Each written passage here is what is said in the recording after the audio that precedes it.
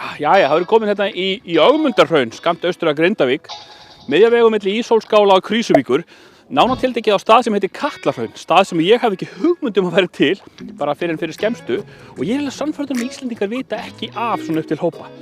Gríðarlega fallegur staður, fallegar hraunmyndanir, og má segja að sé svona okkar Reykjanes útgáfa af Dimmuborgum við Mývatn. Ég ætla að kíkja aðeins á þetta.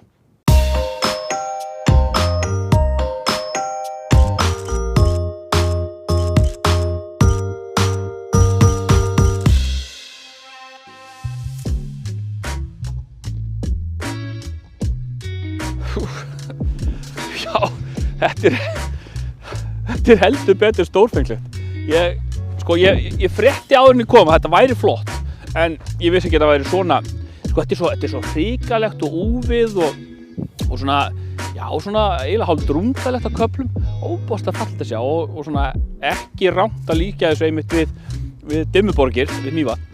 Gott að hafa í huga þegar maður labbar þetta svæði að hér eru mikið af sprungum og allt úfið og svona, þannig að það þarf að fara varlega, gæta vel að sér.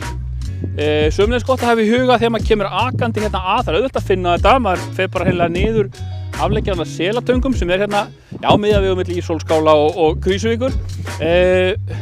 Vegurinn þó niður frá Suðurstrandarveginum, þjóðveginum, er illfær litlum bílum. Þetta er eiginlega jeppavegur, þannig að það er hægt að leggja upp við þjóðveg og hérna labba bara niður þetta er ekki það langt.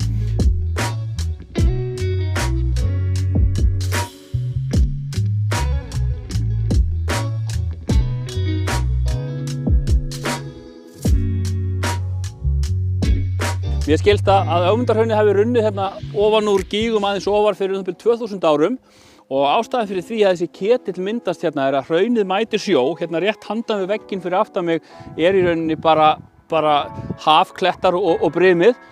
Það sem hafi gerst í rauninni var að hraunið rann í haf út, það rann hérna inn sjór á móti, allt sauð og bublaði, það myndaðist einhvers konar veggur og lón sem síðan tæmdist og þess vegna er yfirborðið hérna eins og það er.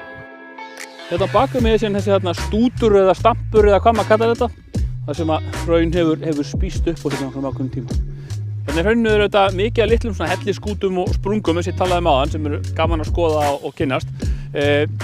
Innst í katlinum, niður gönguleiðina, er svolítið fallegur skúti sem að mér skilst að sé kallaður kirkjudyrnar og svona jafnvel talað um að hérna hafist við huldufólk og haldi hérna einhverjar huldufólksmessur.